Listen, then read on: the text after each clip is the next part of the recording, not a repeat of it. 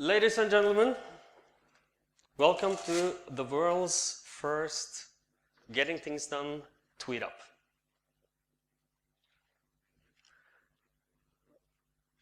Oops. My name is Morten Røvik. My Twitter handle is @MortenRøvik. Follow me. How is contact been established to get this happen? It all happened to Twitter.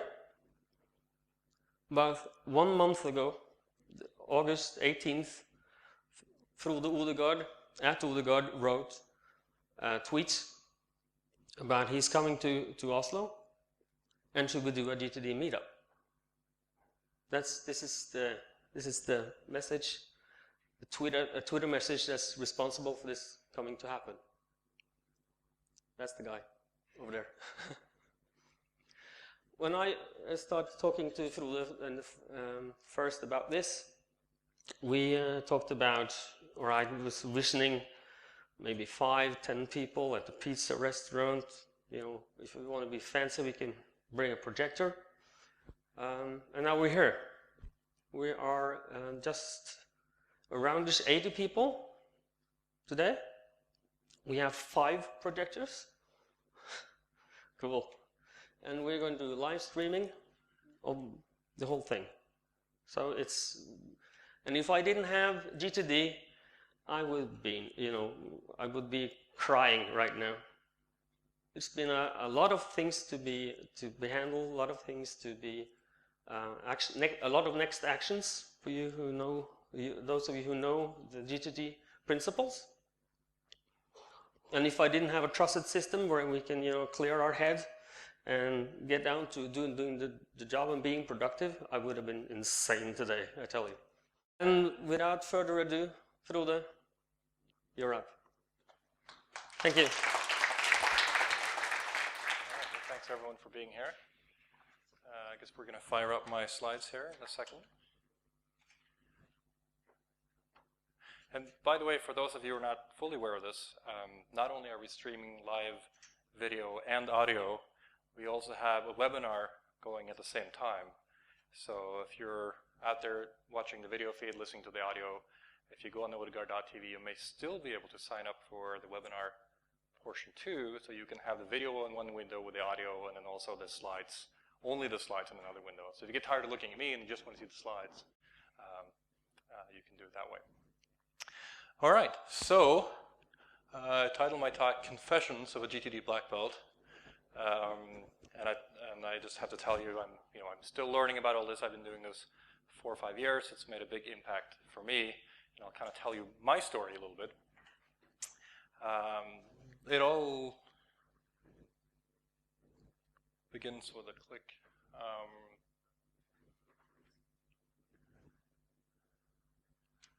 Is this working now? Yeah, cool. So honestly, I started out as a pretty normal kid. I mean, I grew up here. I've just been away for like 20 years, so my Norwegian's all shot now. So this is like the most embarrassing picture my dad could find, and so he scanned this. I have a theory about how this got started. So this is the house I grew up in. I just stopped by yesterday. I took a picture.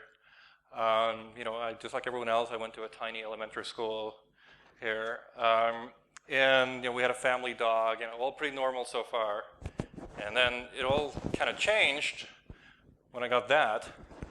So I was 11, and that must have done something strange in my brain, because I kept doing writing code and stuff. So I was doing compilers at 13, and in high school I started a software company. I was one of the first people in Norway to have a Sun workstation, Sun 350, and I actually started a Sun user group here before I left the country. I don't know if that's a good legacy to have, actually, but anyway. So I really got into the whole software thing, and I think my parents are worried I was going to end up like one of these guys, just no life, just locked into the computer for the rest of my days. But no, I started getting involved with standards committees, and did some conference talks when I was really young. So here's like an old, really embarrassing picture I found. And the quality just doesn't get any better. It's like this is the only picture from back then.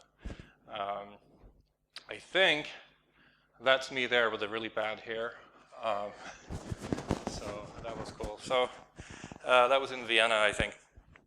And yeah, so that's kind of how my journey into the tech industry and doing software startups, how all of that started. And I'm just kind of holding my mic now because it seems to be sort of unsteady, unless someone has a better solution. But moving right along,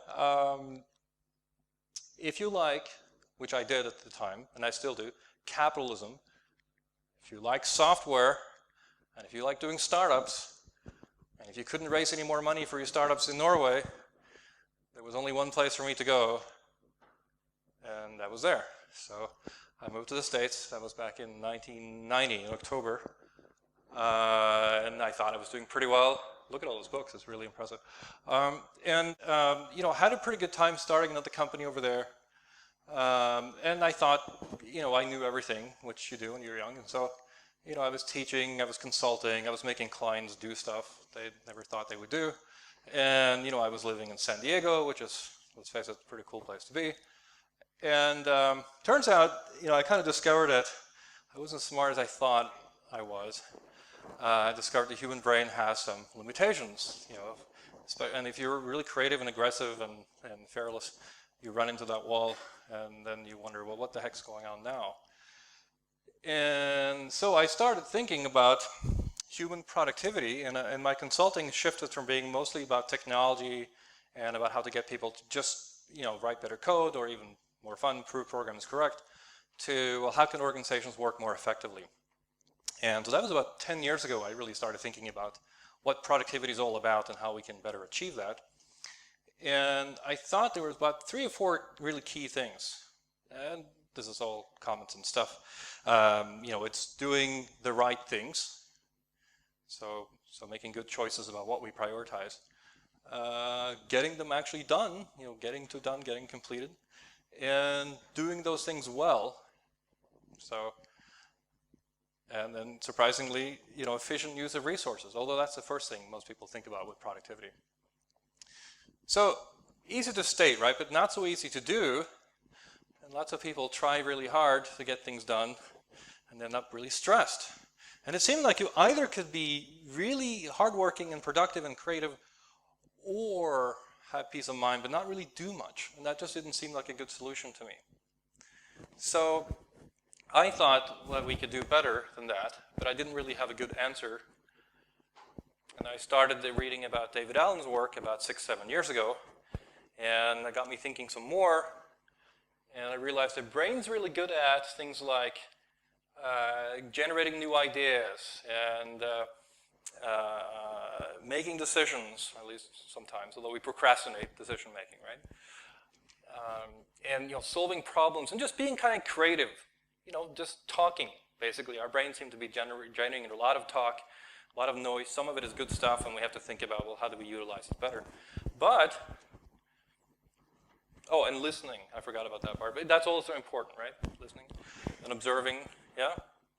But it turns out that the brain is really bad at being a PDA. It's not very good at keeping track of calendars and tasks and projects and microphone ranges and other things. And all of this stuff causes a lot of stress and anxiety for us when we forget stuff, right? And it seems like a pretty common sense thing. And there's been all this sophisticated research done on productivity in big organizations, but research on productivity for the individual doesn't seem to be very well connected with that. And I started thinking, you know, there's kind of a link here. Unless we address this from the bottom up, individuals first, how will we ever get to productivity breakthroughs in entire organizational cultures? So that's kind of where my journey with the whole GTD thing started.